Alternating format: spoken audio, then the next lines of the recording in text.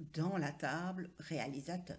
Donc si j'ouvre cette table réalisateur, c'est encoder facilement les données qui sont ici. Le code du réalisateur, il s'encode automatiquement puisque c'est un numéro automatique, mais il y a le nom, le prénom, la date de naissance, la photo et l'appréciation du réalisateur à encoder. Donc la source de notre formulaire, c'est bien la table réalisateur. Le schéma, pour ce formulaire-ci, je vous l'ai dessiné. Voilà le formulaire auquel on veut arriver.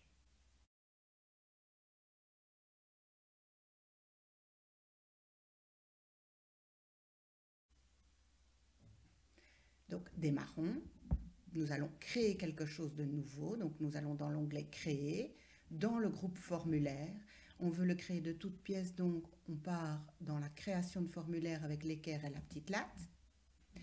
Et par défaut, nous obtenons donc juste une section détail. Alors, on va aller mettre la source. La source du formulaire, on va aller la mettre dans les propriétés du formulaire. Alors, nous n'avons pas encore été dans ces propriétés. Alors, si vous êtes en mode création, par défaut, donc, vous avez l'onglet outils de création de formulaire et vous êtes dans le sous-onglet, vais-je dire, création. Ici, vous avez la feuille de propriété. Donc, je peux cliquer là-dessus pour aller directement dans la feuille de propriété. Alors, nous allons voir tout ça plus en détail. Pour le moment, je vais simplement aller dans cette feuille de propriété, dans l'onglet données. Et là, la première des propriétés est la source du formulaire. Là, vous avez un déroulant qui vous montre toutes les sources possibles pour le moment, c'est-à-dire la liste des tables et éventuellement des requêtes que vous auriez déjà construites. Et là, on voit l'intérêt d'avoir mis un T ou un R pour signifier que vous avez à faire une table ou une requête, car on ne voit plus l'icône de la table ou de la requête. Je vais bien prendre ici ma table réalisateur. Voilà, ma source est maintenant indiquée. Quelles sont les différentes sections que je veux dans mon formulaire? Eh bien, je voudrais un en-tête et un pied de formulaire. En principe, on devrait trouver ça dans Organiser.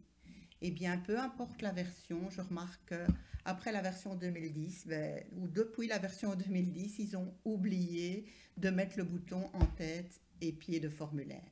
Donc, vous allez devoir faire un clic droit sur la section Détails.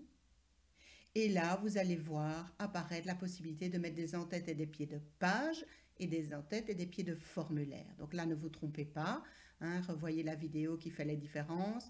C'est bien un en-tête et un pied de formulaire que l'on veut insérer. En-tête et pieds de page ne se verront qu'à l'impression. Hop, ici, donc, j'ai bien en-tête de formulaire et section en-tête, pied de formulaire qui s'indique. Je vous rappelle que si vous en voulez un sans l'autre, par exemple, vous ne voulez pas de pied de formulaire, vous allez le réduire à rien du tout. Ici, j'en ai besoin d'un puisque je dois mettre mon bouton dedans. Voilà, donc j'ai maintenant mis ma source, mis mes sections. Je vais poser les contrôles que j'appelle simples, les contrôles qui ne doivent pas subir de modifications par rapport à ce qui a été défini dans la table. Et maintenant que j'ai défini cette source dans mes propriétés, eh bien, si je retourne dans l'onglet Création et que je vais voir dans le bouton Ajouter des champs existants, grâce à cette source qui est indiquée, mais je vois l'ensemble des champs. Je vais réduire celui-ci pour que vous voyez que son nom aussi. Je vois l'ensemble des champs mis à ma disposition. Alors évidemment, je dois rebasculer vers le schéma que j'ai construit et voir comment je vais aller poser ces champs. Alors le nom, hop, je le mets plus ou moins là. Le prénom, je prends les champs que je veux laisser tels quels et je les glisse, tout simplement. Et on voit que d'office, il prend, si j'ai mis une légende dans ma table, il prend la légende comme étiquette et il me met la zone de texte avec comme source le nom du champ. Donc c'est parfait. La date de naissance, c'est la même chose, je la glisse. La photo, c'est la même chose, je la glisse. Après, Après, il faudra mettre tout ça en forme avec tout ce que vous avez vu dans la capsule sur la construction et la modification du formulaire genre.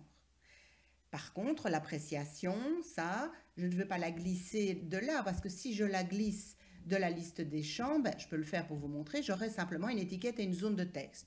Or, là, je voudrais mettre un champ un peu différent, je voudrais mettre un contrôle, en fait, groupe d'options. Donc, je vais effacer ça, ce n'est pas ce que je veux.